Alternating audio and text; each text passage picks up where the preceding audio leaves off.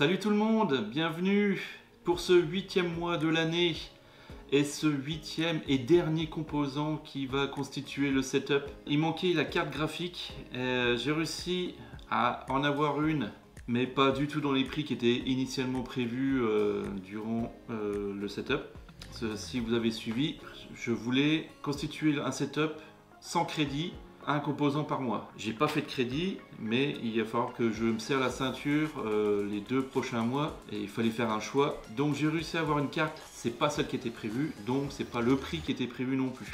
À la base, je devais avoir j'avais prévu de prendre une MSI RTX 3060 Ti Ventus 3X. Il s'est avéré que par rapport au processeur Ryzen 9 7900X, il s'est avéré que le goulot d'étranglement était de plus de 47%. Donc autant dire quasiment pas compatible du tout les deux cartes. Donc j'ai dû chercher de nombreuses cartes et ce qui a fait que le prix a aussi augmenté pour arriver à une carte graphique à un étranglement de 0,1%. Bon, il y avait encore mieux, il y avait toujours mieux de manière, hein. Les setups ça va à différents prix, hein. Voilà, moi j'ai choisi telle config, il y a plus et il y a moins cher. Ça c'est mon choix personnel. Moi, mon but, comme je vous l'ai dit, c'était d'avoir un ordinateur qui dure le plus longtemps possible. Alors qu'est-ce que j'ai choisi? J'ai choisi la Zotac RTX 4070 Ti Trinity en 12 Go. Il y a la version OC, Trinity OC, mais il n'y a quasiment pas de différence. Il n'y a que 15 MHz de plus sur les fréquences. Ça valait pas les 150 € en plus. Celle-ci m'a coûté 850 € à l'heure où je vous parle. Elle sera sûrement encore moins chère dans 1 an, 2 ans. Donc c'est soit j'attendais pour acheter une carte graphique et puis je campais l'ordinateur sans carte graphique. C'était stupide. Soit je me serrais la ceinture pendant les 2 prochains mois et l'ordinateur était complet. Alors pourquoi cette carte? Donc il a fallu que ça rentre dans le budget du coup max. Il y avait plus de 1000 €, mais là il était hors de question de mettre plus de 1000 € dans une carte graphique, ça c'était hors de question. Donc j'ai réussi à en trouver une à 850 €, qui reste quand même cher, personnellement, c'est mon avis. Il y avait d'autres marques, je crois que c'était la MSI, mais elle ressemblait plus à un parpaing qu'autre chose. Donc je sais plus si c'est celle-là. Donc il y a d'autres cartes graphiques qui ressemblent plus à des parpaings au niveau design, et c'était vraiment pas belle. Après, erreur de débutant, j'aurais pas dû choisir le boîtier en premier, parce que je me suis retrouvé confronté à la taille de la carte graphique. Je pensais pas, vu la taille du boîtier, je pensais pas que j'aurais eu des soucis là-dessus. La longueur maxi dans le Crystal 680X de chez Corsair était de 330 mm. Et encore, j'ai mesuré 330, c'est vraiment avec le chausse-pied. Donc j'avais trouvé des cartes à 332 mm, et c'était mort et je pouvais plus rien faire. Celle-là, elle fait 306 mm, du coup elle passe. Donc il fallait que je trouve dans le budget, qui soit puissant avec le processeur Ryzen 9 et qui rentre dans le boîtier. Puis au niveau design aussi qu'elle soit classe, puisqu'on va la voir. Donc c'est pour ça que je me suis arrêté sur celle-ci. Zotac, c'est une marque apparemment que tout le monde en dit du bien. J'ai pas eu de retour négatif. Donc les caractéristiques, je suis pas professionnel là-dedans, hein. Comme je vous l'ai déjà dit, je suis que là-dedans depuis novembre. Donc elle a 6080 cœurs Cuba, donc j'ai dit en 12 Go à 192 bits. Je rigole parce qu'en fait j'ai mon anti-sèche, elle est planquée derrière en fait. Ouais. Alors, on fait ce qu'on peut, je vais pas prendre ça par cœur non plus. Fréquence de base, elle est à 2310 MHz et boostée à 2610 MHz. Donc j'ai fait des comparatifs par rapport à d'autres cartes, elle s'en sort très bien. J'avais été regarder sur Versus, que je vous conseille. Je suis pas sponsor du tout, hein, mais j'ai découvert que celle-ci elle s'en sortait très bien au niveau score. Elle est en PCI Express 4.0, consommation initiale 285 watts. Et il préconise 780 watts. Je l'avais pas noté, mais il préconise ça dans les 700 watts. Sachant que moi j'ai une Alim de 1200 watts, ça va passer. Dessus, il y a une prise 12 pins et il y a le système de refroidissement Ice Storm 2.0 de chez Zotac. Alors si j'ai compris le système, les 3 ventilateurs sont indépendants suivant la chauffe de la carte. Du coup, ce qui permet un meilleur refroidissement de la carte. Si j'ai compris le système, c'est ça. Et on va voir ce qui se cache là-dedans. La boîte est stylée quand même, hein. Ça fait partie du prix, hein. Là, c'est encore marqué sur Zotac Gaming.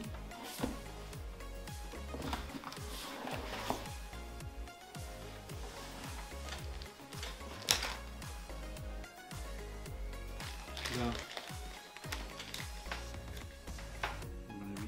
c'est papier de garantie.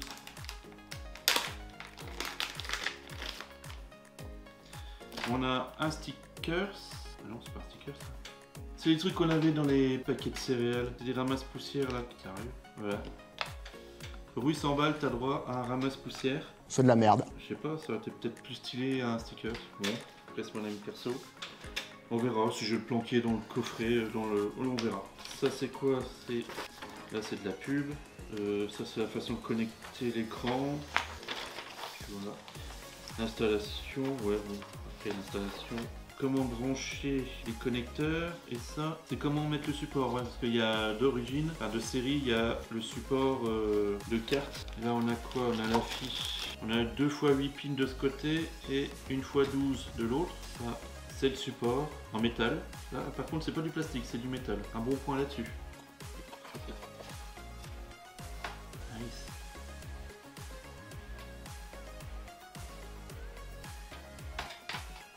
Pas mal. Je crois que c'est RGB là devant. Backplate en métal pour une meilleure dispersion de la chaleur. Pas mal. Classe. J'aime bien le design. Ça ressemble pas à un pavé comme certaines j'ai vues. Là c'était vraiment un bloc. Là ça fait un peu, voilà, ça fait un peu plus stylé. C'est pas mal à jouer quand même, hein. C'est pas fermé et tout, c'est bien, ça va bien refroidir. Après je sais pas si je vais la mettre façade comme ça ou à plat, je sais pas, je vais voir ce que ça va donner dans le boîtier. On a les sorties des caloducs, je crois que c'est comme ça qu'ils s'appellent. Là on a les 3 DisplayPort et puis le HDMI, comme la plupart des cartes. Bon bah ça va, elle est simple, j'aime bien, ça va. Bon bah voilà. Et ben l'ordinateur est complet, enfin.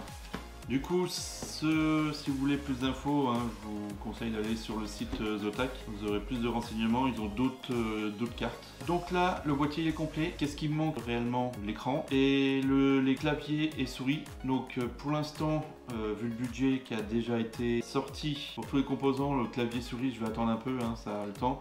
J'ai un vieux clavier, une vieille souris de mon tout premier ordi qui feront très bien l'affaire pour le moment. Sinon plus tard je prévois peut-être prendre l'ensemble Corsair. C'est pas ce qui reste le plus cher, donc ça va. Je pense rester sur du Corsair pour que ce soit peut-être en harmonie avec le boîtier qui a déjà du Corsair. Je verrai bien, pour l'instant c'est pas défini. J'ai déjà un clavier et une souris que je l'utiliserai en premier temps. Ce qui manque maintenant, ça sera un écran que j'ai et qu'on va voir ça. Du coup je n'ai pas un, c'était pas prévu, j'en ai eu 2.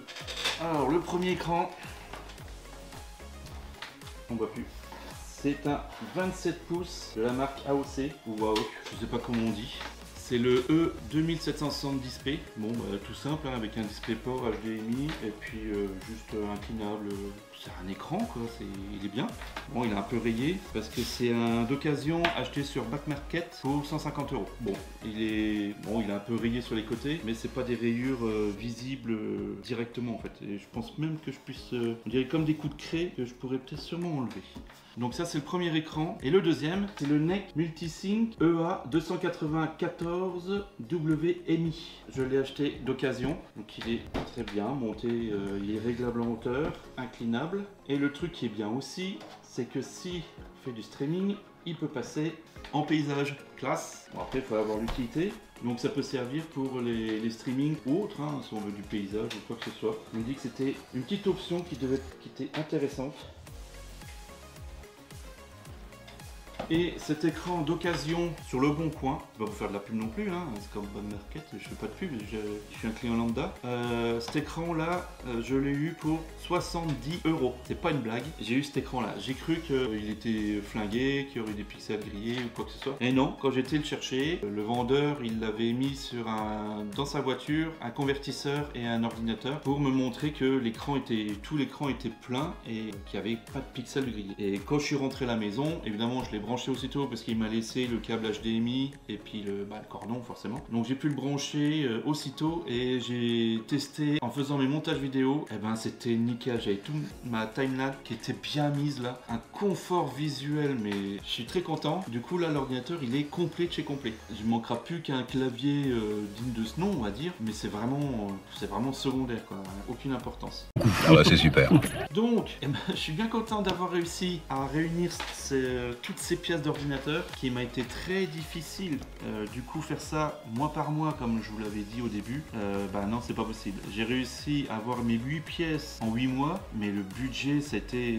Il a fallu, là, pour ça, il faut encore que je me serre la ceinture. Pour mon avis personnel, hein, c'est très cher. Pour un truc comme ça, c'est très cher. Sachant que dans 1-2 ans, le machin, il vaudra 400 balles. C'est bon, voilà, c'est le jeu, ma pauvre Lucette. c'est comme ça. De même que l'ordinateur, j'ai pas fait le calcul de à combien il m'est revenu là au total. On verra ça au montage des composants. À combien il m'est revenu, le tout du coup, avec les écrans. À mon avis, ça doit être chéro quand même. Maintenant, il n'y a plus qu'à passer au remontage. Enfin, au montage, qui me fait un peu peur sur les branchements, tout ça. Je vais ressortir le PDF de la carte mère et puis toutes les infos que je peux prendre pour brancher tout ça sans me retrouver dans la muise. Parce que j'ai aussi l'installation Windows à faire. Tant qu'à faire, hein, autant commencer vraiment tout jusqu'au bout. Donc, j'ai réussi à me faire une clé Windows avec licence, tout comme il faut. Donc maintenant à voir si j'arriverai à flasher la carte pour faire toute l'installation comme il se doit. Donc on verra ça ensemble, j'espère. On va déjà voir le montage et puis on va appuyer sur le petit bouton power pour voir tout ce que ça va donner. Donc restez dans le coin, ne vous éloignez pas. Je vais essayer de faire ça très vite. Bah on se dit à très vite du coup. En attendant, prenez soin de vous. Allez, ciao!